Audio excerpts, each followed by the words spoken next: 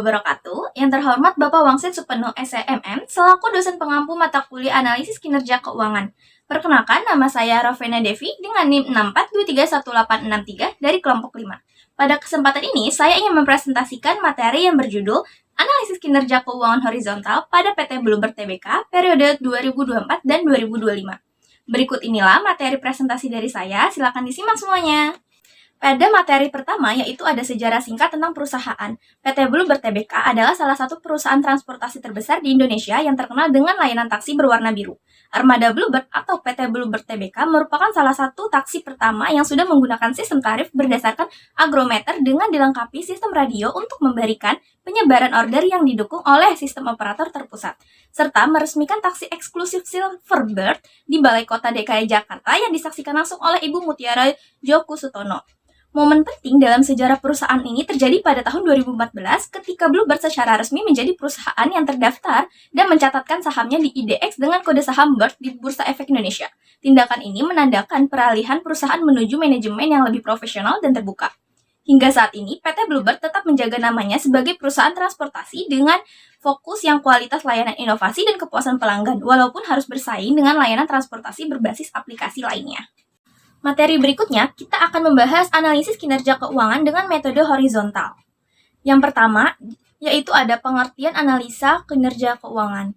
Jadi teman-teman, analisis kinerja keuangan adalah cara mengevaluasi kondisi keuangan dan hasil usaha perusahaan dengan melihat data laporan keuangan, baik dari masa sekarang maupun masa lalu, agar kita bisa menilai bagaimana sumber daya dikelola secara efektif, serta memperkirakan bagaimana kondisi dan prestasi perusahaan di masa depan.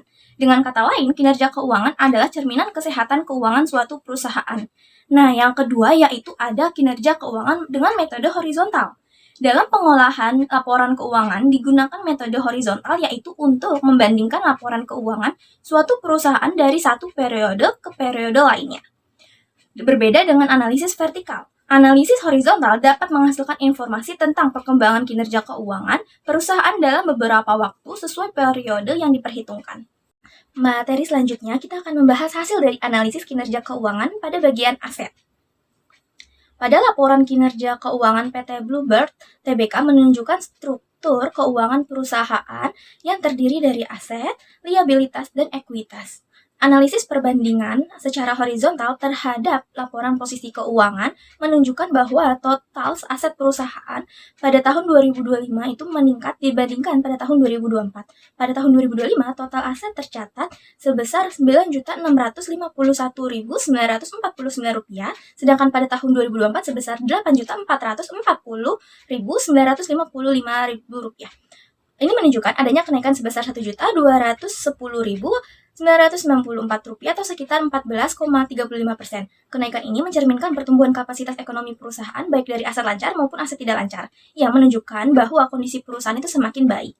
Dan jika dilihat dari sisi aset lancar, pada tahun 2025 jumlahnya sebesar Rp2.064.321, meningkat dari tahun 2024 yang sebesar Rp1.792.000. Kenaikan ini sebesar Rp272.316 atau sekitar 15,20%. Sehingga kondisi ini menunjukkan adanya peningkatan likuiditas perusahaan yang berarti perusahaan memiliki kemampuan yang lebih baik dalam memenuhi kewajiban jangka pendeknya. Kenaikan ini terutama dipicu oleh peningkatan kas serta setara kas dan pajak yang dibayar di muka.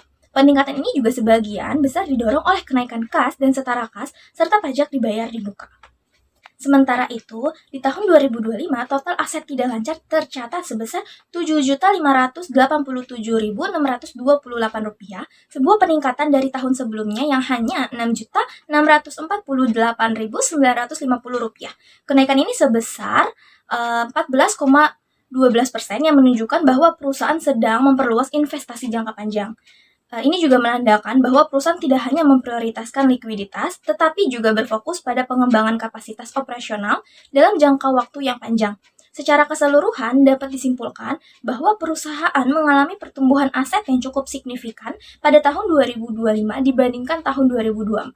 Dengan kenaikan total sebesar 14,35%, peningkatan ini terjadi secara seimbang pada saat aset lancar maupun aset tidak lancar, yang menunjukkan bahwa perusahaan ini mampu menjaga likuiditas sekaligus juga melakukan ekspansi investasi jangka panjang.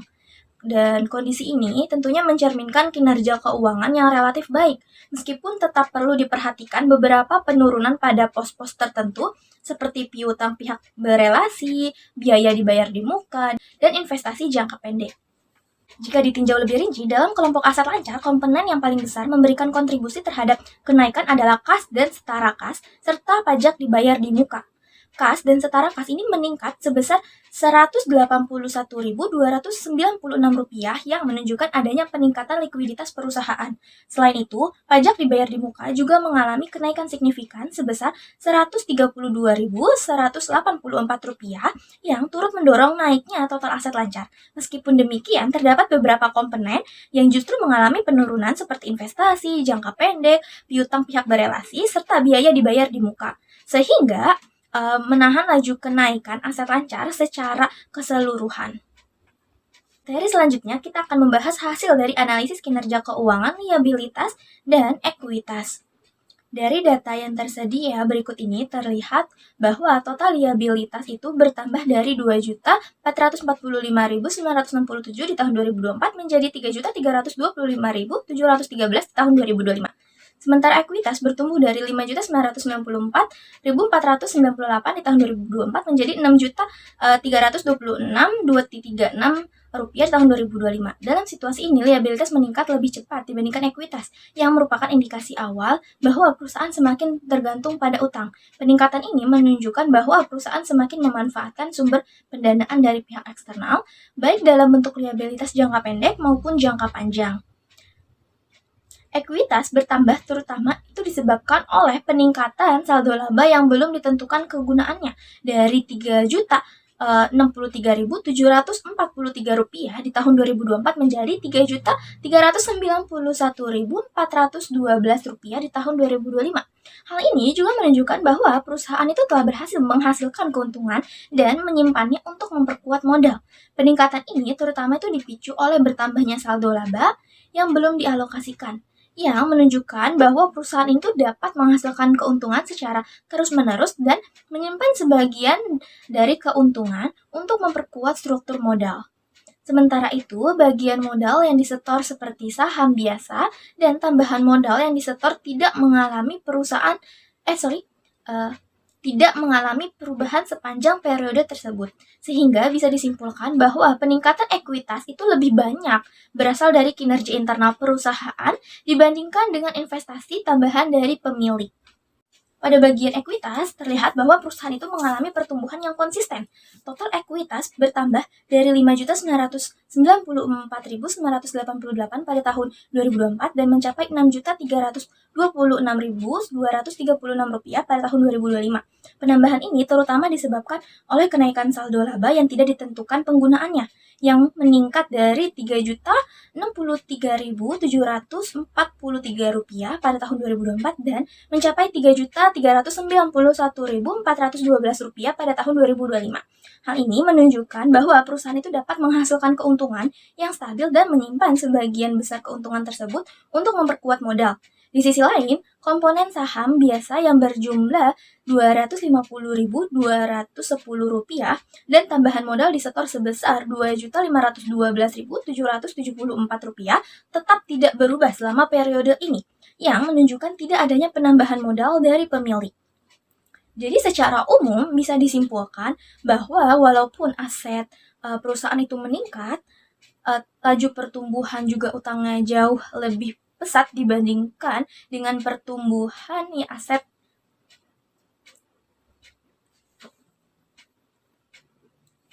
Jadi secara umum bisa disimpulkan bahwa walaupun aset perusahaan meningkat, laju pertumbuhan utangnya jauh lebih pesat dibandingkan dengan pertumbuhan aset. Hal ini juga menunjukkan bahwa struktur pembiayaan perusahaan mulai lebih dipengaruhi oleh pinjaman. Serta situasi ini tuh juga bisa mendatangkan keuntungan dalam memperbesar kapasitas bisnis. Melalui penggunaan hutang, tetapi juga menambah resiko finansial, khususnya jika perusahaan tidak dapat mengatur tanggung jawabnya dengan baik. Oleh karena itu, perusahaan itu harus lebih menjaga keseimbangan antara pemanfaatan utang dan modal itu sendiri agar tetap dalam keadaan finansial yang stabil dan berkelanjutan. Pembahasan berikutnya tentang analisis kinerja keuangan laba rugi. Jadi berdasarkan hasil evaluasi laporan laba rugi dari tahun 2024 hingga 2025, kinerja keuangan perusahaan menunjukkan pergerakan yang cukup nyata, terutama dalam hal pendapatan, biaya, dan keuntungan. Penjualan serta pendapatan usaha turun dari 5.039.947 pada tahun 2024 menjadi 5.705.306 rupiah pada tahun 2025 dengan selisih sebesar 665.359 atau sekitar 13%. Penurunan ini tuh menandakan adanya penurunan dalam aktivitas penjualan atau berkurangnya minat terhadap produk atau layanan yang ditawarkan oleh perusahaan. Sejalan dengan hal tersebut, biaya pokok penjualan juga terlihat meningkat dari 3.410.448 pada tahun 2024 menjadi 3.890.817 pada tahun 2025, yang menunjukkan adanya peningkatan dalam biaya produksi atau biaya perolehan barang yang dijual. Di sisi lain, pendapatan dari keuangan ini menurun dari 37.239 menjadi 27.724 rupiah. Sementara pengeluaran bunga dan keuangan itu melonjak cukup besar dari 68.599 menjadi 103.370. Kenaikan biaya bunga ini berkaitan dengan bertambahnya utang perusahaan yang menunjukkan bahwa penggunaan pinjaman itu membawa efek berupa meningkatnya biaya finansial.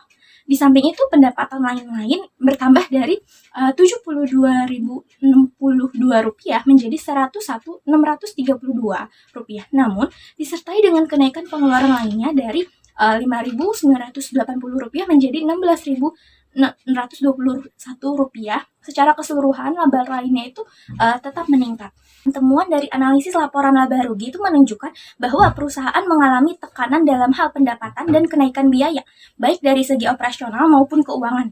Situasi ini menunjukkan bahwa perusahaan itu harus meningkatkan efisiensi dalam operasi serta mengatur struktur biaya dengan lebih baik, terutama dalam mengelola biaya bunga akibat peningkatan utang. Dengan begitu, diharapkan perusahaan dapat meningkatkan kinerja keuntungannya di masa depan dan mempertahankan stabilitas keuangan secara keseluruhan. Pada slide berikutnya yaitu ada kesimpulan. Jadi teman-teman, berdasarkan hasil analisis kinerja keuangan PT Bluebird Tbk dengan metode horizontal periode 2024 dan 2025, dapat disimpulkan bahwa perusahaan itu mengalami pertumbuhan dari sisi aset, liabilitas, dan ekuitas. Total aset itu meningkat sebesar 14,35% yang didorong terutama oleh kenaikan aset tidak lancar, khususnya aset tetap, sehingga menunjukkan adanya ekspansi dan peningkatan kapasitas operasional perusahaan. Dari sisi likuiditas, peningkatan aset lancar seperti kas dan setara kas juga mencerminkan kemampuan perusahaan dalam memenuhi kewajiban jangka pendek yang semakin baik. Namun, di sisi struktur pendanaan, pertumbuhan liabilitas yang lebih tinggi dibandingkan ekuitas menunjukkan bahwa perusahaan itu semakin bergantung pada pembiayaan eksternal. Nah, selanjutnya dari analisis laba rugi terlihat bahwa meskipun pendapatan mengalami peningkatan, namun perusahaan itu tetap menghadapi tekanan dari kenaikan biaya dan biaya-biaya pokok penjualan maupun biaya operasional dan bunga. Hal ini juga menyebabkan pertumbuhan laba bersih relatif terbatas dan menunjukkan adanya penurunan efisiensi dalam pengelolaan biaya. Jadi secara keseluruhan, kinerja keuangan PT Bluebird Tbk ini tuh menunjukkan kondisi yang cukup baik dengan adanya pertumbuhan dan ekspansi usaha.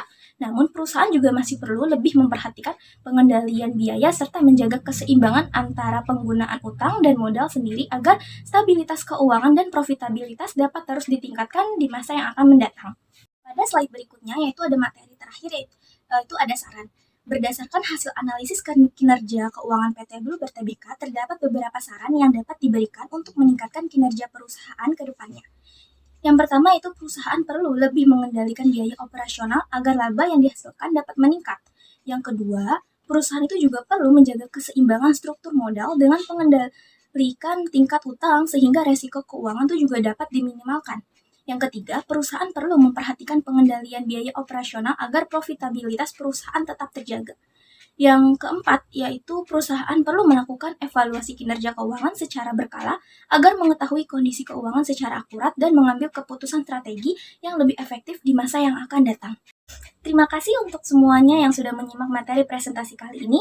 Apabila ada salah kata saya mohon maaf. Terima kasih atas waktunya. Salam hangat, saya Rafina Devi pamit undur diri. Wassalamualaikum warahmatullahi wabarakatuh. I just had to let you know you're